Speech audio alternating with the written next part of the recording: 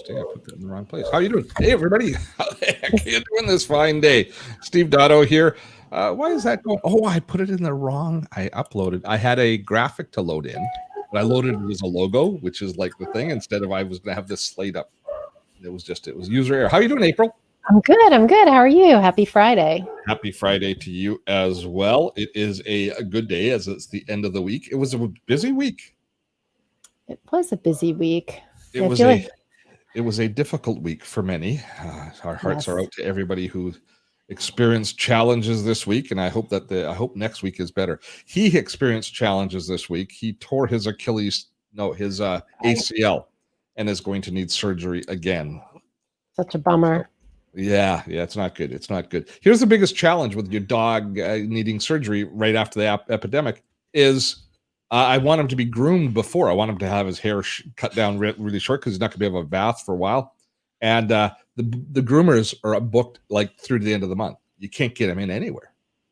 Yeah. Actually, my Anna, Australian Shepherd, she needs to be like shaved down for the summer because she's in the water all the time, and I can't get an appointment. So I don't know. I don't want to do it. I usually trim her a little bit, but I'm hoping I don't have to do it. Sharon, thank you very much for the milestone greeting. And I feel like a bit of a charade today. Here, the plan for today was about 2 weeks ago when I scheduled this and decided on the workflow. It looked like we were going to hit 300,000 subscribers on the channel either Thursday or Saturday, like right around today. But things slowed down a little bit on the channel, and we're a little bit light. We're a little bit light as far as hitting the 300,000 subscribers. So we're probably going to hit it sometime next week is when we're going to go over the hump. But so you didn't tell me that before we got on the live. I know. It's like I'm avoiding. I was hoping by some miracle that there would be a surge of subscriptions. So feel free to subscribe to our channel if you haven't already. Yeah, it's all good. We're actually not broadcasting this onto that channel. This is onto our second channel, so it's okay. But at any rate, so I'm in anticipation of hitting the 300,000 subscriber mark, which should happen next week. I thought we would have a conversation about it today. And so what to expect today is I'm going to take you back kind of in the Wayback Machine to the beginning of our channel. I'm going to talk to you about the lessons that I've learned. And I'm actually going to do something which I love when other people do. I feel it's a little bit self-serving, but I'm going to take you into our YouTube analytics, and I'm going to take you into the channel. So you'll see the original videos, and you'll see it from my perspective of how I see it in the YouTube management system. And just by looking at the flow of the videos, that first year's worth of videos that we published, a lot of lessons, as I prepared for this, a lot of lessons come out of that. A lot of the things that I want to share come from what happened in that period. Now, I didn't have this great strategy in place. I didn't know exactly what it was going to take to grow a YouTube channel when I started. It was just like, I'll throw it at the wall, see what sticks as we started out. But I think that you will find a lot. I hope you'll find a lot of value there. And certainly we are going to have lots of questions and answers here as well. Thank you, Lauren Ferguson. I appreciate the congratulations. And Andre, hello, how are you? And Bill, thank you so much. Welcome aboard. It's good to see. We got about 80 people, 90 people on. That's awesome. Yeah, Vince likes your haircut. He noticed. Who noticed my haircut? Vince. Who did? Vince. He said, nice haircut, Steve Dotto. Man, felt so, except here was the deal as well. She couldn't do the beard. Here in Canada, they weren't allowed to do any facial hair. So I had to come home and I had to do a little bit of trimming on the beard myself. And I've got this hair. I've got a pair of dog clippers that I've been using through the epidemic. A pet trim, which I'm now going to use on Farley again. So I thought, okay, I've ordered a new beard trimmer because I realize it's going to be a long time before we can have the before I'm going to be back with the what do you call it, with being able to get my beard cut. What is it now? Are they phasing opening where you are? Is that how they're doing it, like they're doing it here in the States? Yeah, where we are here, they did what we were in kind of phase 2 of what they call here in British Columbia expanding the bubble. So they've opened most services who are being very careful. They've all got protocol they have to follow. So hair salons, those sorts of people are back open now. as well as people like massage therapists and stuff. They're also open, quite surprisingly. But they've got a series of protocol they have to follow. So they're reducing the number of people. You wait outside. You get a mask before you go in. There's all of these protocol and things like at the barber, they aren't allowed to do facial hair because you have to keep a mask on the whole time. So we're pretty open here. As a matter of fact, Shannon, my wife, is back in school all week. She has been in school. She's an elementary school teacher, and her kids come in 20% of the time. So basically 1 day a week, the kids, and it ends up being 2 because of scheduling, but 2 days a week, some kids come into a greatly distanced classroom, and only about 30% of her kids are coming in for 20% of the time. So she's got, and they're not teaching anything. They're just like, let's like do activities. And then the rest of the time she's teaching online from the school. She's doing it from the school. So they're trying to figure out how it's going to work next year. Greg's saying in Ottawa, they're still in Ontario. British Columbia, where I live, we have had a pretty good handle on the spread of the virus for the last month or so. We've been pretty good as far as cases.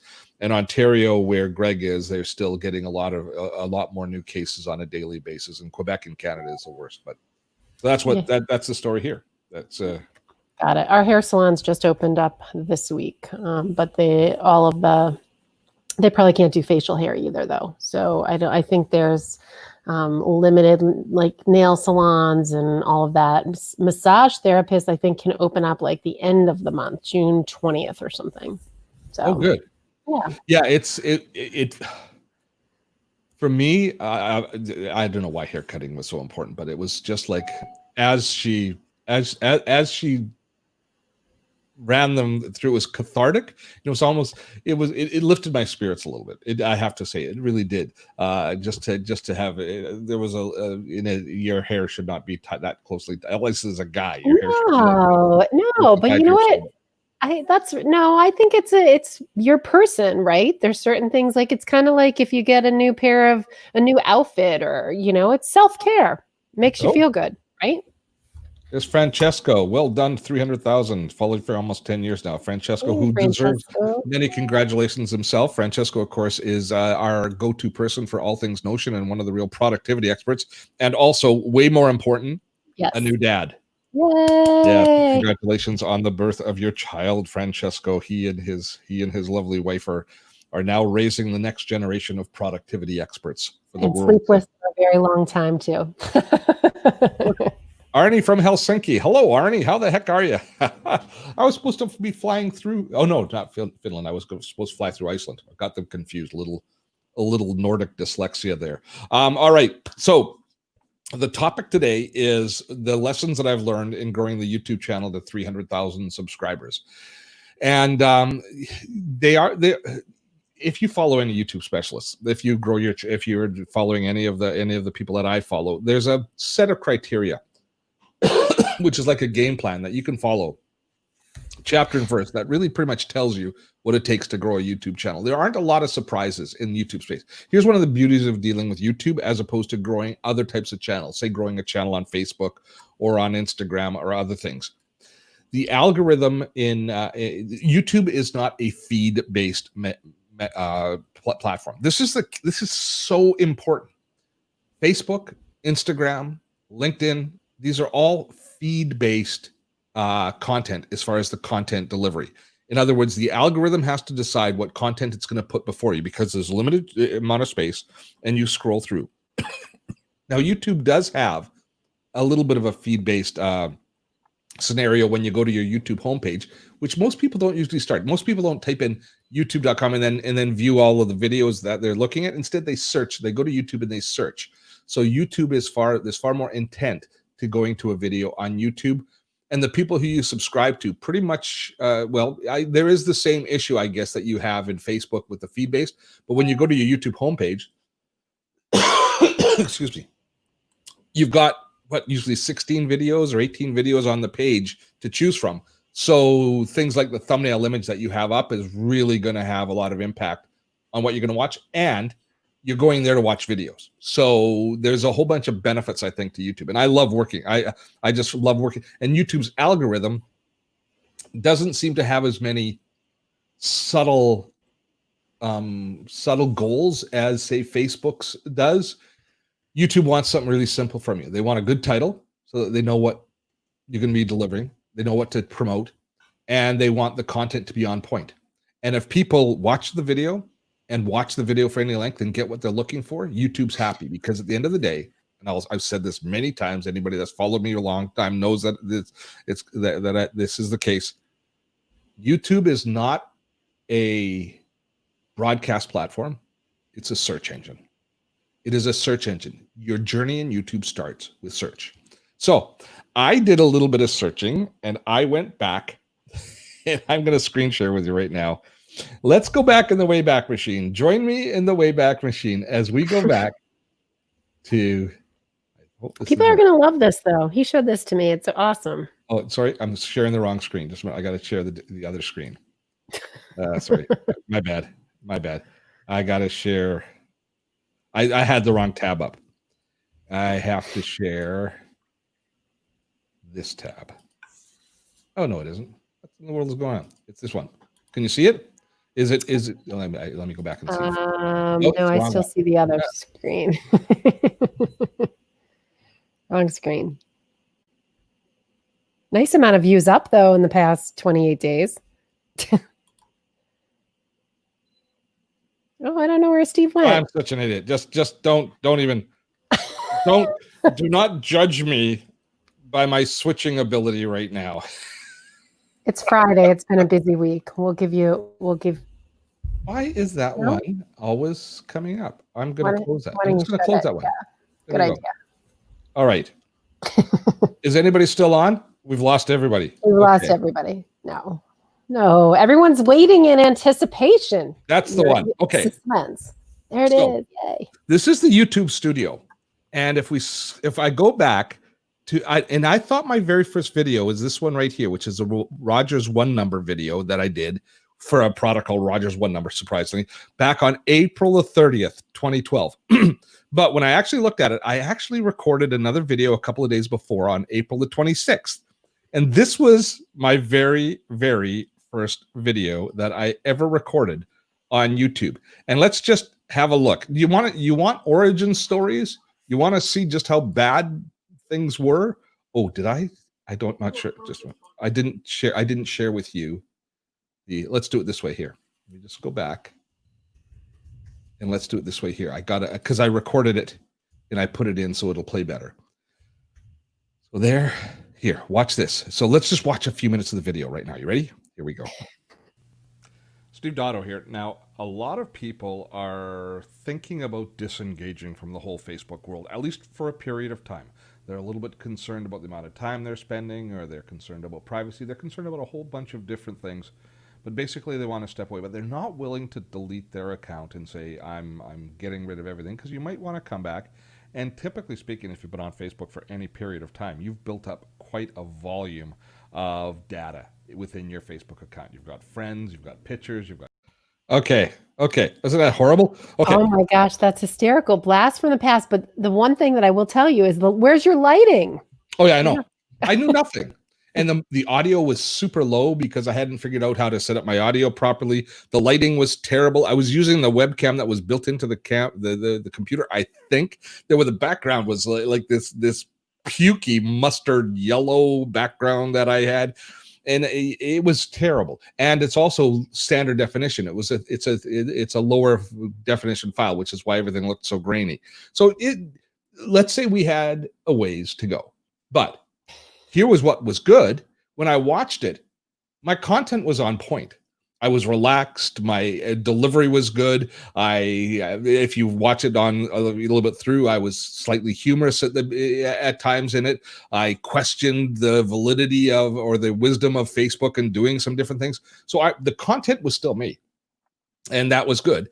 But the rest of it was a load of crap. It was a terrible, terrible video. So let's just take a look though so that was the first one. So the next video that I then created was the next one that I did. Let's go back. Come on, YouTube. It's loading very slowly. But when you look at as I looked at the analytics on this, come on. It's only had like 1,000 views. So here's what I want to do. I'm going to take you into it and show you the result of that video and show you what it did for me. So here it is again. I'm going to take you into the analytics screen. Now, this is something that you almost never get to see, is other people's analytics. It's like getting to see the way that they really live. So this is just the last 28 days. This video is 9 years old, but it still had 8 views in the last 28 days. But if we go back to the time since it was uploaded, since it was first uploaded, you can see that it has, it hasn't generated new subscribers for me. It's only got a certain number of views. There's not a lot. It's not something that I'm going to be like super proud of as a result of having that video run through. It's not like, oh my God, I was a success right out of the gate. But take a look at the next one that I did. The next one that I did was a little bit more on point as far as what topics people were interested in at the time, although I'm surprised people weren't interested in deactivating their account.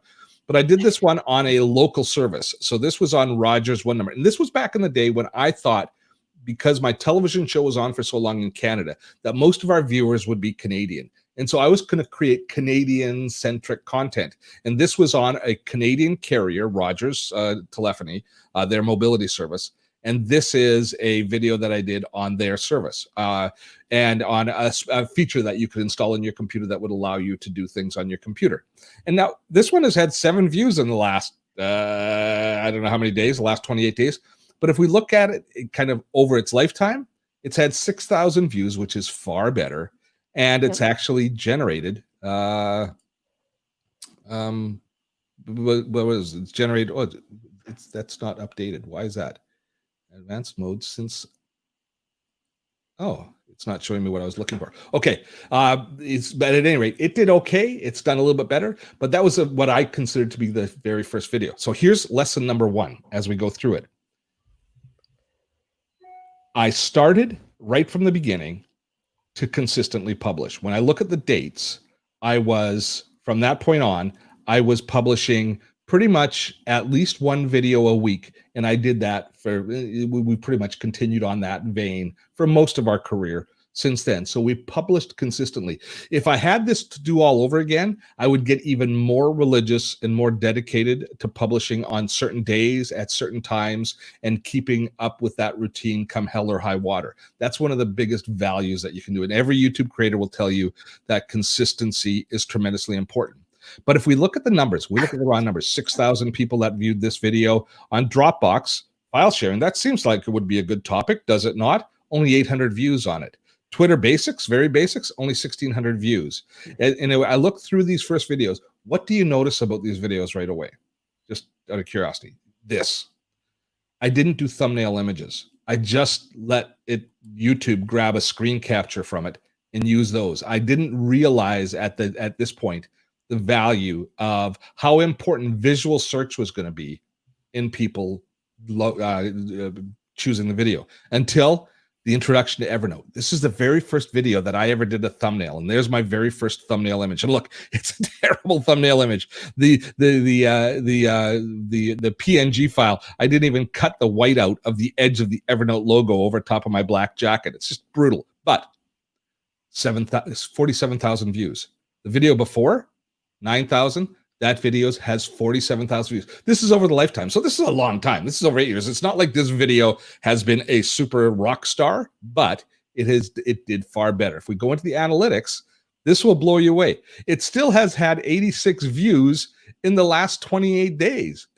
Look at that. Awesome. 28 views. And it's earned in the last 28 days revenue. Let's go over to revenue. It's going to show me. Why is it not showing the revenue?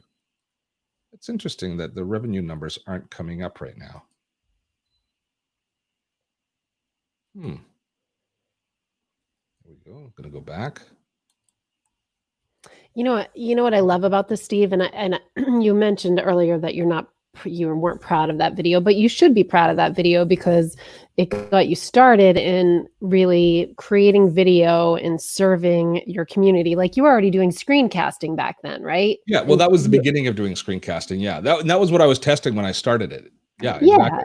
And like when you add the thumbnail, I mean, everybody starts somewhere. Like even when you're getting started in your business, even now, if you went into Canva, which is a great tool, free tool, like playing around with the graphics, like out of the gate, we're, even though, I guess what I'm trying to say is you never let perfection get in the way of progress, right? So, and you should be very proud of yourself and where that came Well, from. thank you. And it's amazing. And I love that your analytics look similar to my YouTube channel on these videos.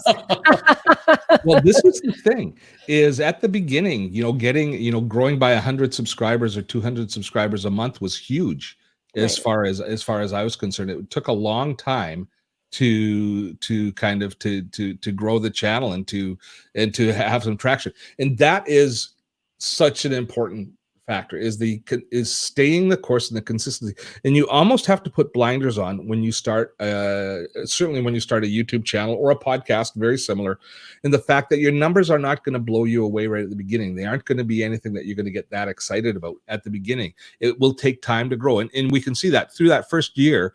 I'll just go on to the next page here, because the next page is where I finally had, or the next, it was the following year when I finally had a few videos start to pop and actually get some traction. But if we look at it, it was April of that year was that first video, right? It was April. Yep. And then now I was consistently doing thumbnail images. I was paying a little bit more attention to the titles, but I wasn't really diving into SEO and kind of figuring things out at this point here. But now in October, so now April, May, June, July, October, 6 months in, I had my first video that did 100,000 views. And this was when I talked to people about the fact that the YouTube channel led us to our first products that were successful. This is the first example of that, because how to use Evernote for everything. This video here, the fact that it had has had over 100,000 subscribers since our views since I started it. The dialogue that happened on the channel around this product is what actually drove me to doing the very first Evernote course, which is, of course, has been a basis of our business since we began. Right. And we can see it's still getting 46 views the last month. This video that's 8 or 9 years old, and it's got us a new subscriber. I don't know why, but awesome. It's gotten us a new subscriber in the last 8 months. So you start to see these videos starting to pop, and you never know. This is one of the things. You never know what video is going to take off and which one isn't. You post a video, without fail, when I've posted videos that I said, this one's going to do really good, it's done terribly. And it's the ones that are kind of just off the side of your desk that okay, I'm going to post this one. I think it's a good topic, but I'm not sure. Those are the ones that take off. Right? So, right? Yeah. Go ahead. No, so one of the things you talked about, and I know there was a question in the chat about, so the SEO and like keywords, and I know that we use TubeBuddy. Can you talk a little bit to how TubeBuddy can help with search? And then part of that question that I have to you is, did you go back and actually optimize these older videos? Would you recommend that if you have all these videos? I think it's worth going back to optimize them to a certain extent. And I have I done some? I haven't done much. What I did was I added YouTube cards to them so that once the cards were available, that we could put those in. So you could do that globally using a tool like TubeBuddy. And actually, if I go into this tab, let me just, how can I show you the TubeBuddy thing? Actually, I could probably show you from right within. If I go in to a video, let's pick a video that's going to be fairly interesting. At least let's pick one that was successful. If I go into a video, and when you're doing the SEO and where TubeBuddy can help you, and vidIQ is another one that we use a lot for this. But let's take this one here. This was one on Asana. Asana has done very well for us as well. It's been another topic that we've done very well. I'm going to go in and I'm going to take a look at the details, the video details. That's right. When I go in and take a look at the details of it, you see I have TubeBuddy installed here. So it will go through and it will tell me how the different tags are ranking and search, etc., which is good information.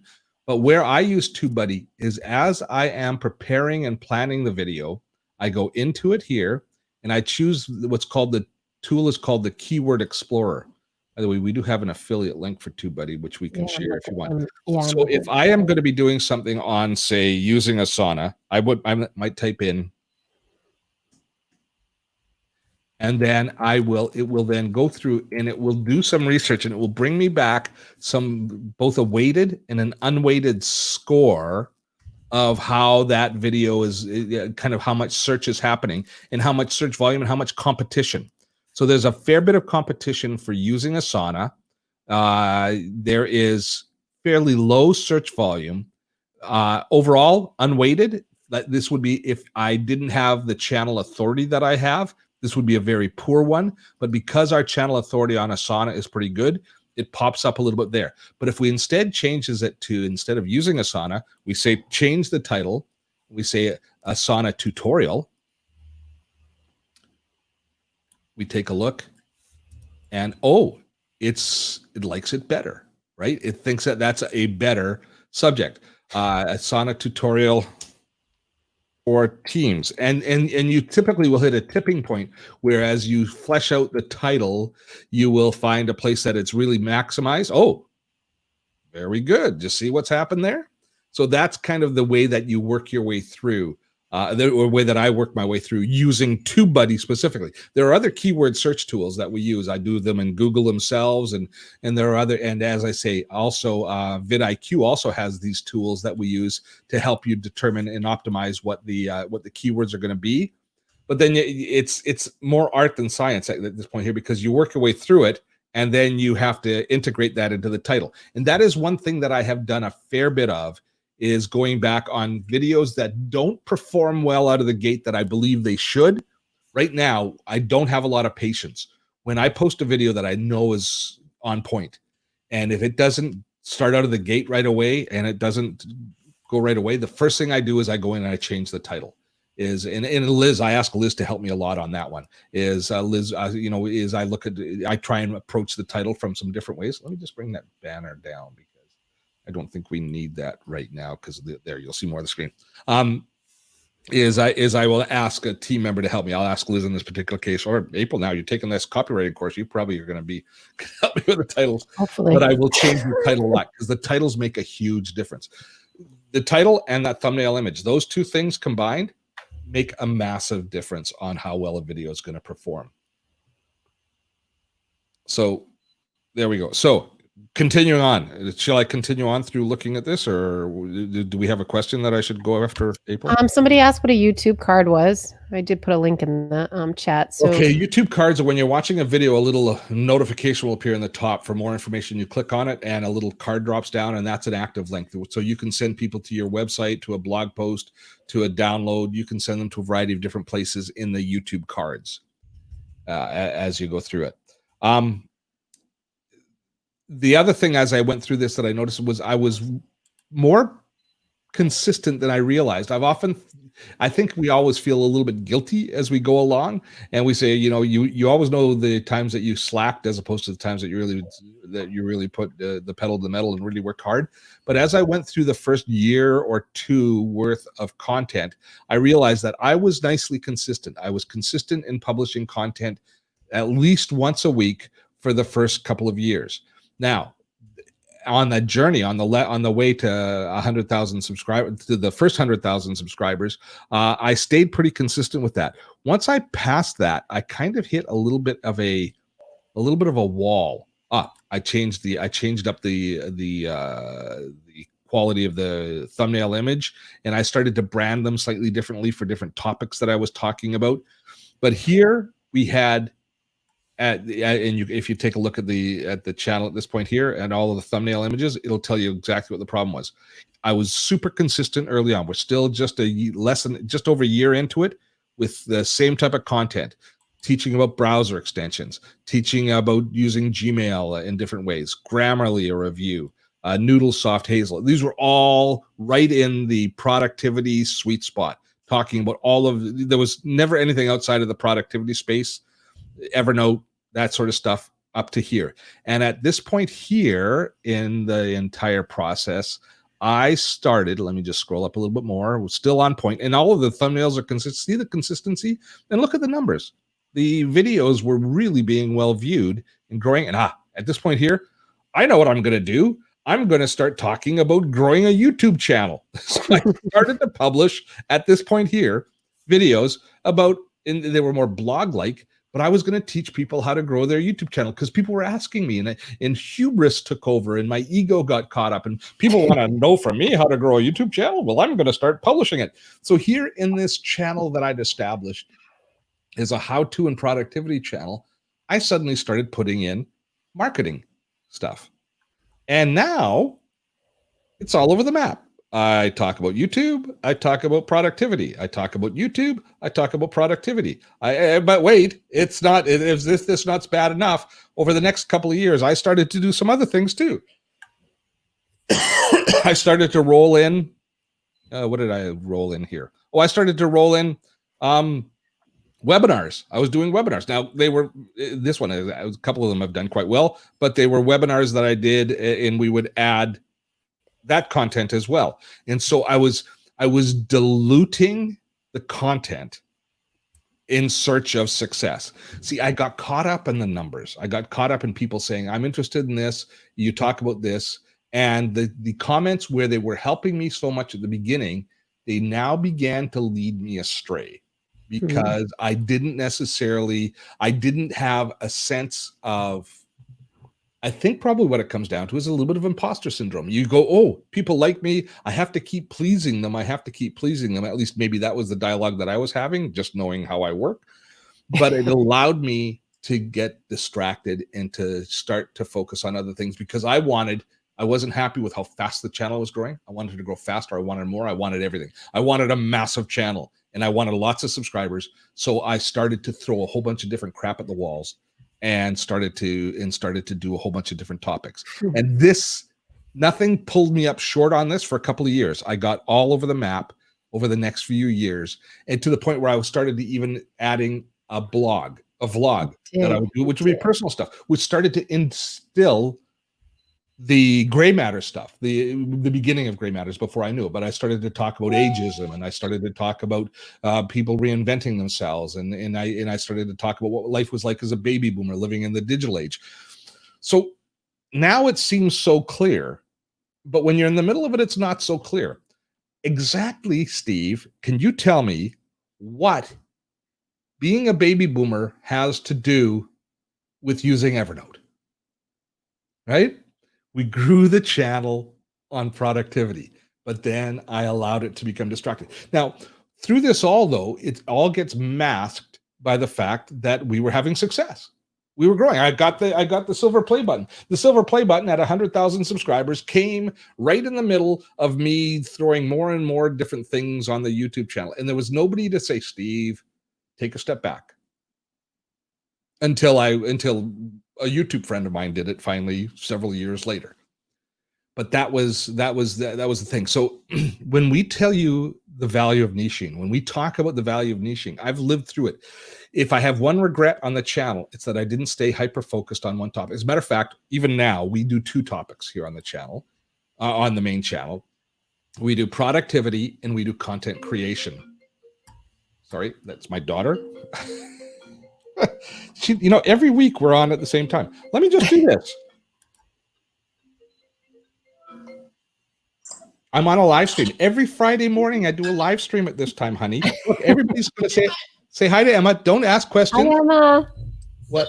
You're live around the world. What is it? Make it quick. Just don't answer. No, I'm good. Talk to you later. Okay. Make good decisions. Okay.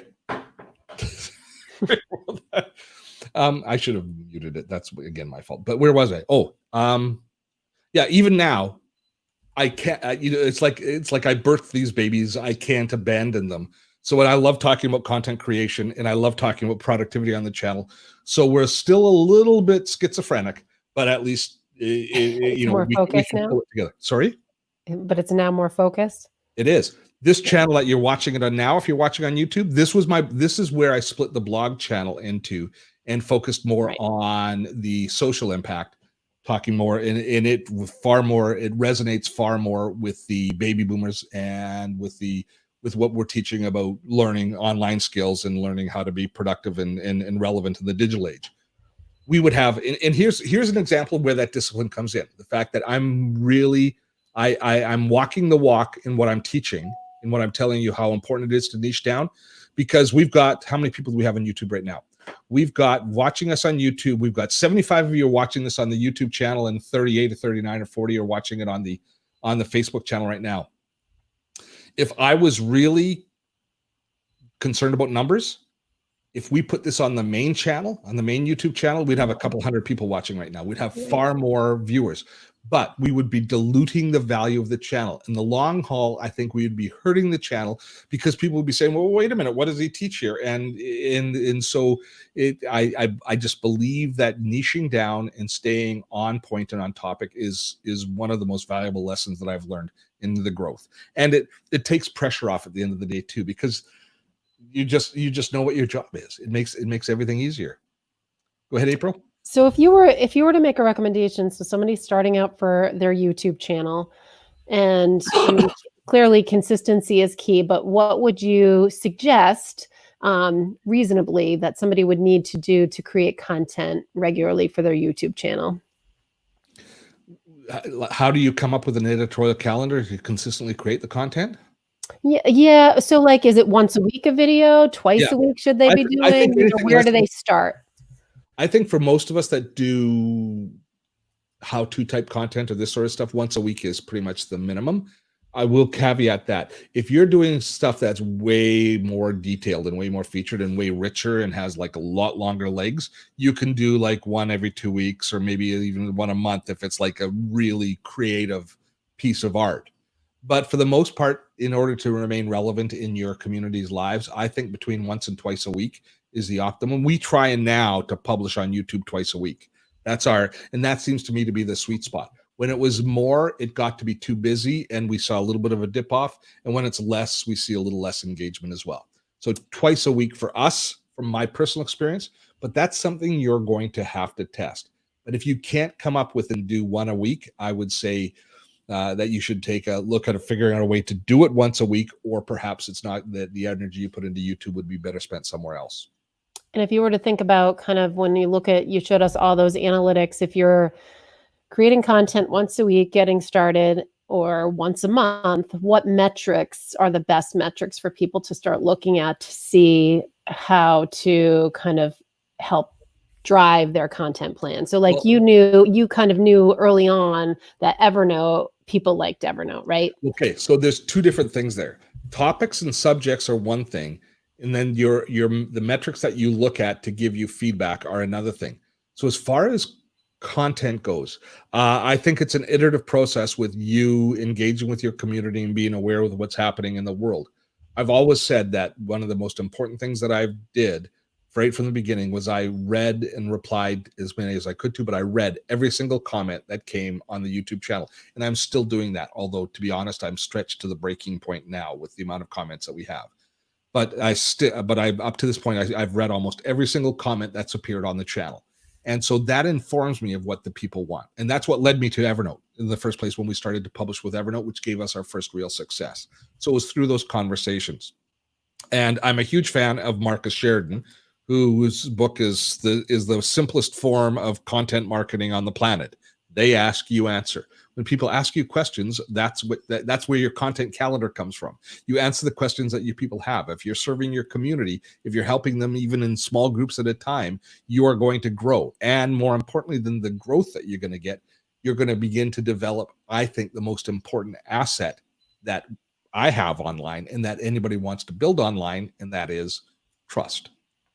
If most of you people here have found me through one video or another, and through watching the videos, you've got to know me, and I've engendered a level of trust with you, and so that you will listen to what I have to say and then take it and then act on my recommendations. That's the basis of our business relationship, is trust.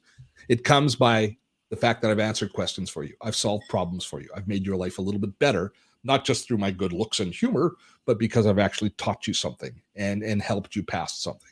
So that to me is just a profound key, is answering those questions, and that informs the content mix that you do. Now, where you need to show some discipline is not doing what I did, is trying to please everybody and allowing your content to go off in a bunch of different directions, but instead staying focused on what your main goals and objectives are for the channel.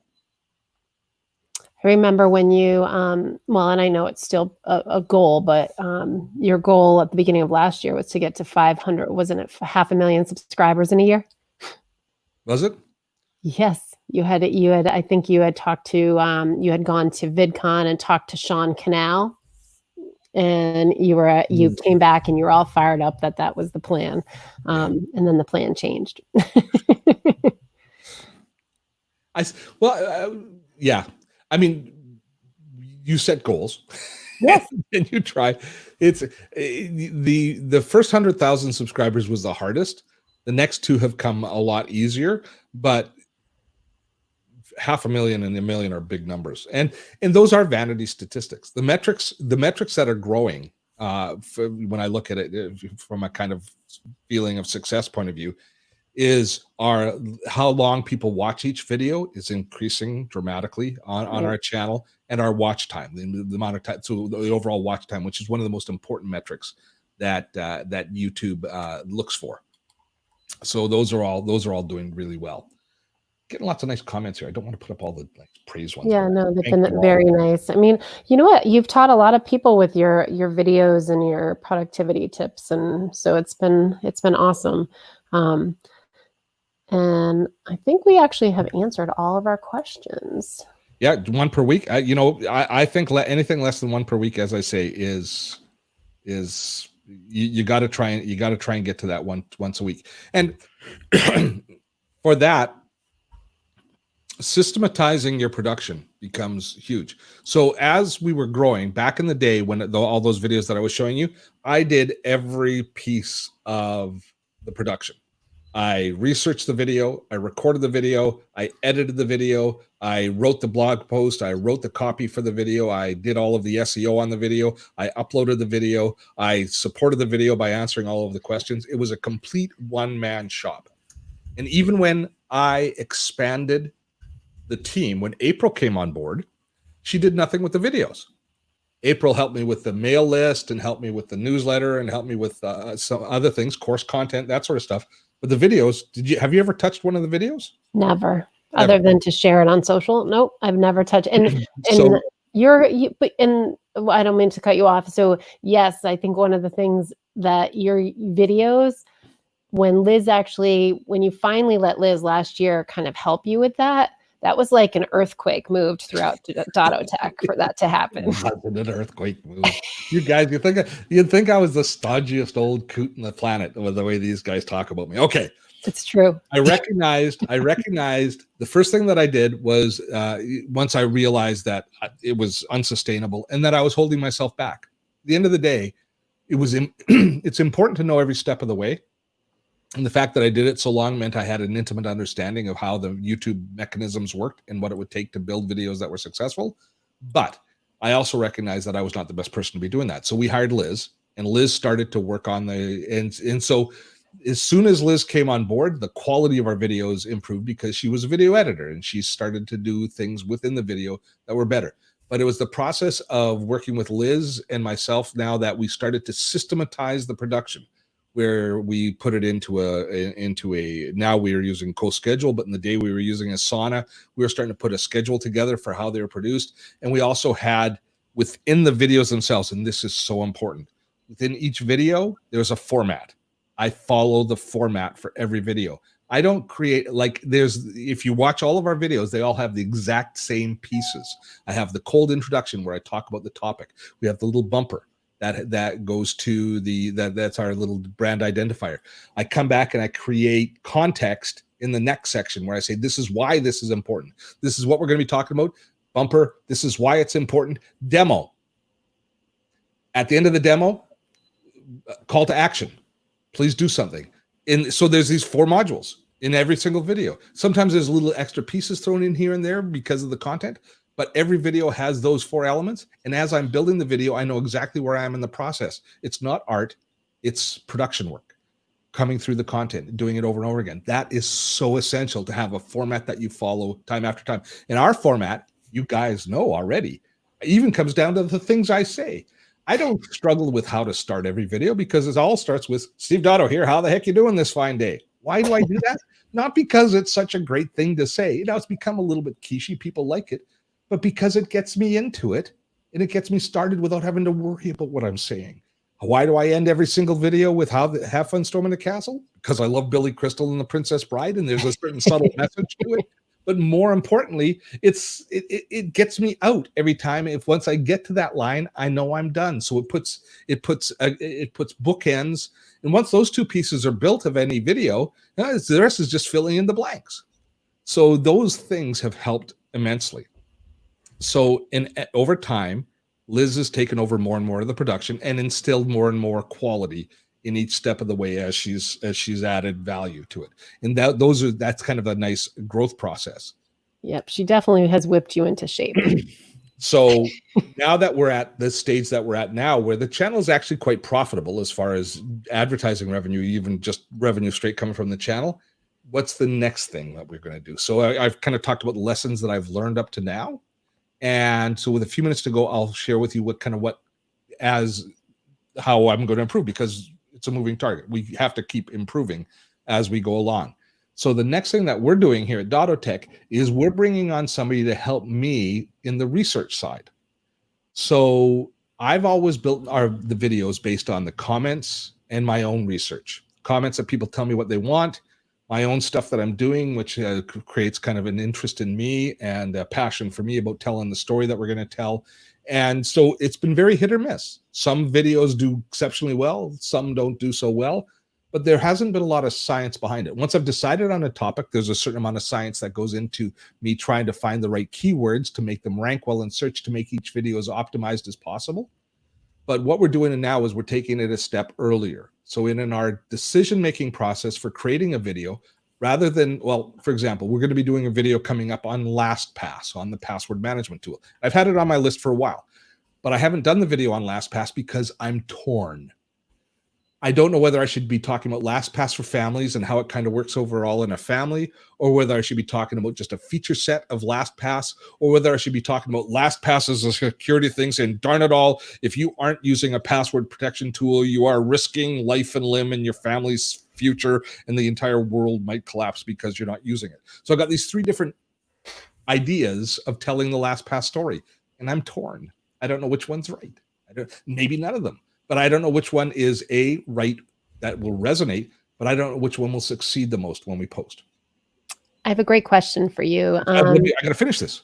Oh, I'm sorry. Can you hold it? I'm still in the middle of a story. I know. Well, it feels like it was going for a while. Sorry. Story, I don't want to lose the question. So we've hired somebody who is now doing front-end research. So I say, I want to do a story on LastPass. Go out and see what people are looking for on YouTube, what people are looking for on Google, what's the search traffic like for it, what are the best keywords, and what content is going to land the most. So once that comes back, that will inform me to do the story. So I know the general story I want to do, but now we're going to do strategically, we're going to plan out the specifics to make our videos that much more valuable right out of the gate by paying attention to the science and the research that we can do. So that's the next stage in maturity. So now ask the question. All right, sorry. I thought it was a great question, so I was excited. It would take a miracle. Cheryl's quoting Princess Bride back to me. All right, so now I got to find the question. Hold on. Okay. MKBHD, not sure who that actually is. Maybe you know who those initials stands for, but recently said having more subscribers that don't watch regularly can hurt your YouTube channel. Is this true? Yeah. So it's like your email. It's like having an email list where you've got a lot of people on your email list, but they don't open your email. That ultimately Google or Gmail decides that your content is that valuable because you have a lower percentage open rate. YouTube is going to determine on your channel when you first publish a video, the number of people YouTube shares it with a certain number of strangers, but who have indicated that they're interested in the topic, but mainly with your community. And early on, those first 24 hours to 48 hours that a video is posted, the traffic and the trajectory that video takes is going to really determine how successful that video is over its life cycle, which is why we pour so much energy into the first 48 hours of any video. Our subscribers are a big part of that. If subscribers are watching and engaging with the videos, YouTube knows that the videos have value to the community that subscribes, which means it has general value, which means YouTube is more likely to do the other things YouTube does, such as offer it in suggested videos at the end, or offer it in the channel. Like when you open and you have the channel page open and you have the videos listed, offer it there on that on that page so that people will click on the video and watch it. And then your click-through rate, how often people see the thumbnail and click through versus clicking through on somebody else's, that all continues to help your videos rank better. The more that they rank better, the more they're going to come up in search, the more they're going to come up in suggestion. It becomes a self-fulfilling prophecy. Your subscribers, if you got a lot of subscribers and you have a small percentage that open the videos, YouTube gets confused. They say, why do these people subscribe if they're not interested in watching the videos? So there's something fishy going on here. Is the content in this channel too mixed up? Are they on focus? Are they just getting people to subscribe who really aren't engaged in the content? How well is that creator serving that community? If people are subscribing, they're clicking on subscribe, but they're not watching the video. It doesn't make sense. So that's what happens. I think your sister's on our live. Is your sister's name Roseanne? No. Oh, well, it's Roseanne. Oh, Roseanne. Roseanne is not my sister, but Roseanne Hopkins is a gorgeous woman who I used to do theater with. She was Anita in West Side Story that I did as a teenager. I was like 12 years old, and she was already, I was like 17 years old. She was our Anita. She's a wonderful. Did you see her nice comment? You're a wonderful tech man, and Mom's proud of you. See, she thinks she's kind of mom. Yeah. Hello, Roseanne. Love you. I hope you're doing well. Nice. There was a question about any thoughts about naming your channel. Should you name your channel like, the name of your company? Should you have a name for your YouTube channel, or should it be your own name, like for branding? Like, should you brand kind of almost like a watch TV channel, I guess? Yeah. Obviously, it's going to depend. Like a company channel, a company should have the company name without question. For most of the rest of us, rather than you can be creative as long as it's not too creative and not too out to lunch. And there's lots of them that do a great job with kind of strange names. MKBHD, is an example. There's a channel that I watch, which is a do-it-yourself channel called Thread Banger. It makes no sense. But I like it. But for the most part, my advice would be keep it simple. And so if you're going to use yourself, use your name. I was lucky the fact that we went through this huge conversation back in the day when I was doing my TV show and came up with Dottotech. So we already had a brand in Canada, which is why we branded everything online as Dottotech. But if I was to start without having a channel at all, I might use my name or something, my name and what it's about. I think that combination is the best. What's the importance of likes and dislikes on YouTube? They're very important. YouTube was going to look at, first of all, if they click through to watch your video, if in ascending order, and it's not always what's most important, but in an ascending order. See the thumbnail, click through, CTR, your click through rate, very important. That's why we really concentrate on making good quality thumbnails to get people to click on them. And then if they click on it and they watch it, now it comes down to watch time. What percentage of the video are they going to watch? In other words, if the video is only 3 minutes long and they watch 2 minutes and 50 seconds, that's a big plus for YouTube because they say they consumed everything, they got what they wanted. If the video is 20 minutes long, you're not going to get very many people watching a 20-minute video. So now what is the overall length? What's the watch time? That's the thing. YouTube wants people to stay on channel. So even more important, or maybe not more important, but as important to people finding what they want, YouTube wants people to stick around. So the watch time becomes incredibly important, how long they watch the video for. That's the next important metric. The next one after that is, if they're watching you for a reasonable amount of time, they're clicking through at a reasonable rate, are they engaging? What happens next? If you go from this video to another video that's suggested, bonus. YouTube loves the fact that you keep people on channel, especially if they started it, you've opened a session, and then they continue on by watching other videos afterwards. YouTube thinks you're just the best person ever. The other thing that YouTube loves is people engaging. Like, dislike, comment. All three of those have tremendous value because people care enough to engage. And what people don't realize is that a like and a dislike have the same value.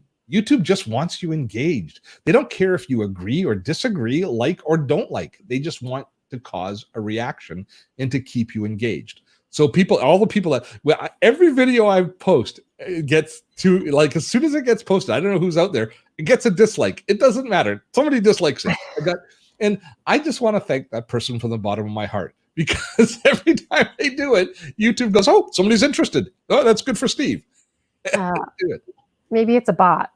I don't know if you can do a bot for likes or dislikes, but I don't care. I just appreciate the fact that they do it.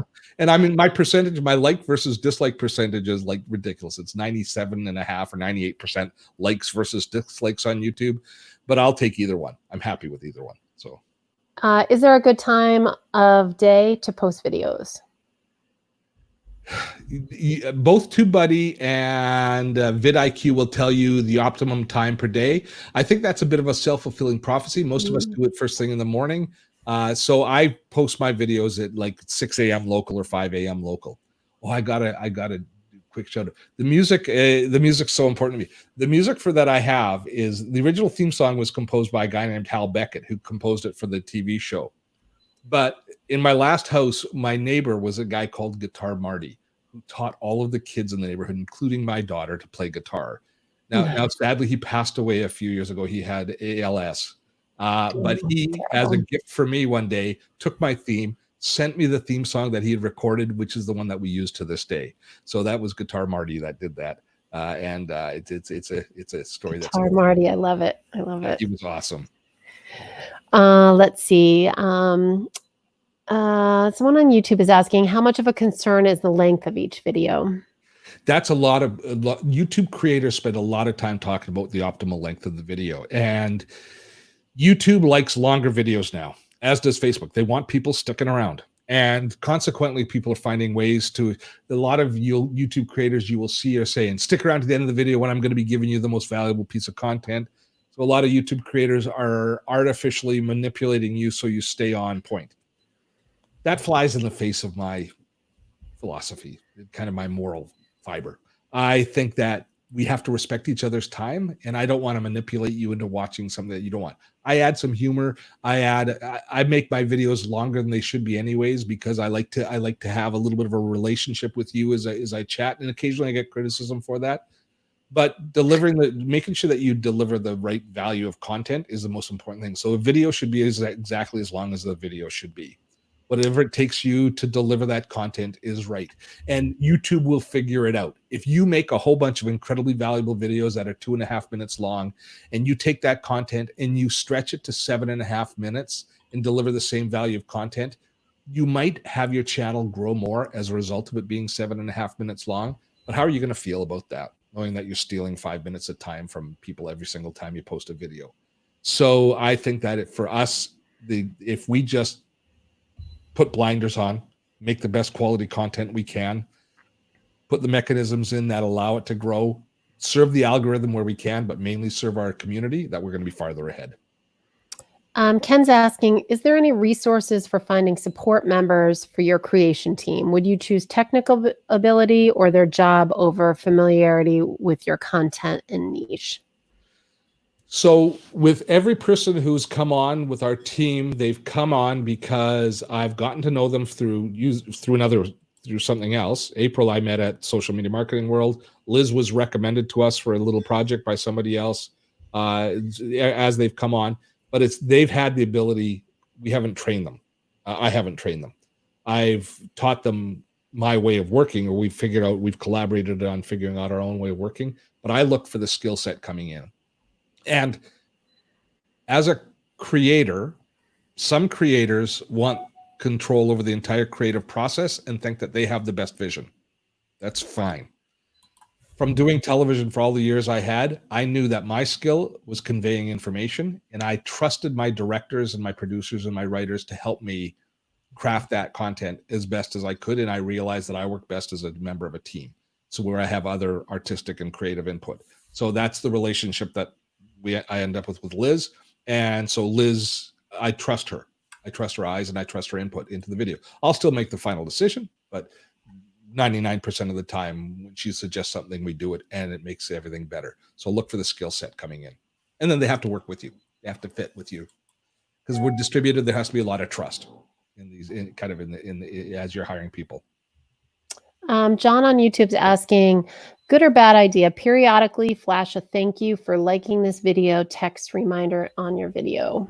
That's a subtle way of kind of passively aggressing, asking people to like it. So yeah, that's a good idea. So the preemptive, I want to thank you very much for hitting that like. Oh, you haven't done it yet? Please do it now. You know, whatever floats your boat.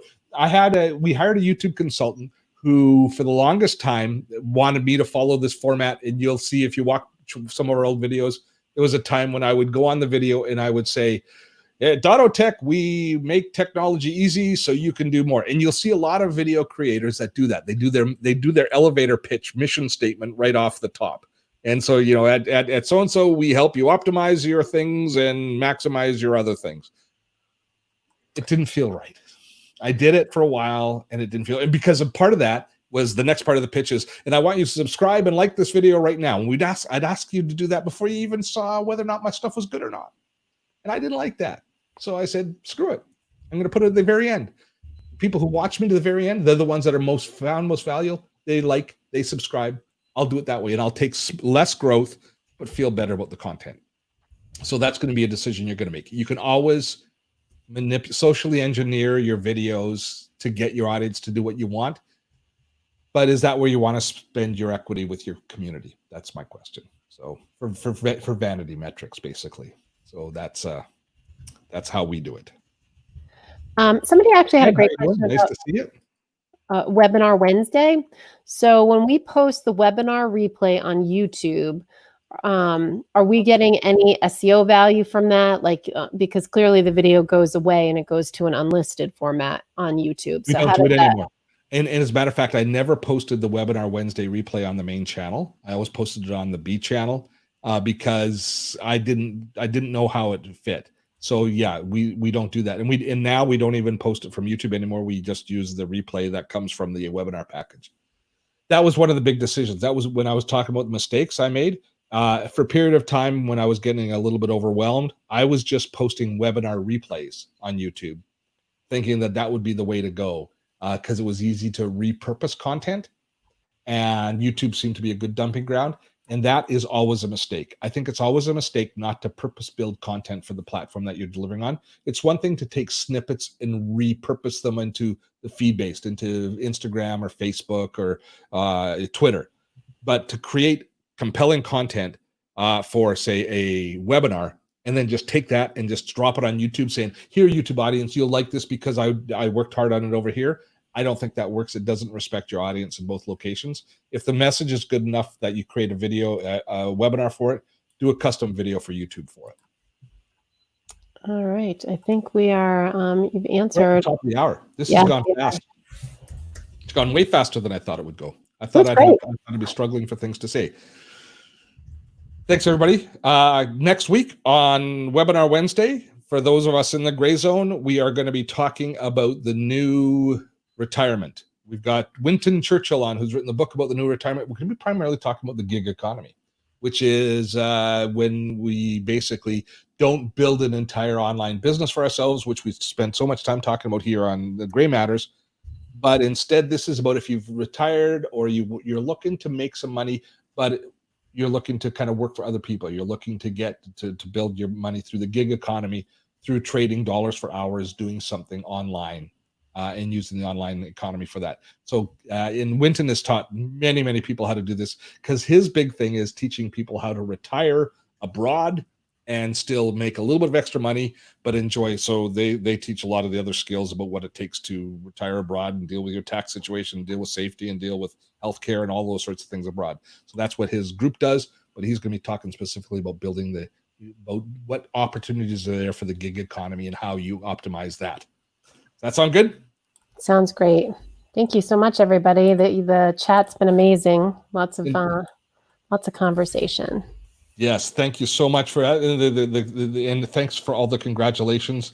We appreciate it, and I know that you guys are a big reason that we have so much success on YouTube is the persistent support that we get from our community. April, that's it. That's a week. I got my hair cut this week. Farley got his leg hurt this week. It's been a week.